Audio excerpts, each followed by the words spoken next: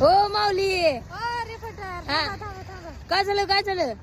जनतेला एक प्रश्न पडला, जरा जनतेच्या प्रश्नाचं उत्तर द्या बरं जरा. असं म्हणताय काय? बरं काय आहे तरी काय प्रश्न सांगा जरा. जनतेचं असं म्हणणं आहे की तुम्ही लग्न कधी करणार आहे?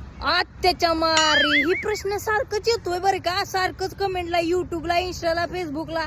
रिपोर्टर तुमचं लग्न कधी आहे? जेवायला बोलवा. रिपोर्टर लग्न करा. वय निघून चाललंय हे ते.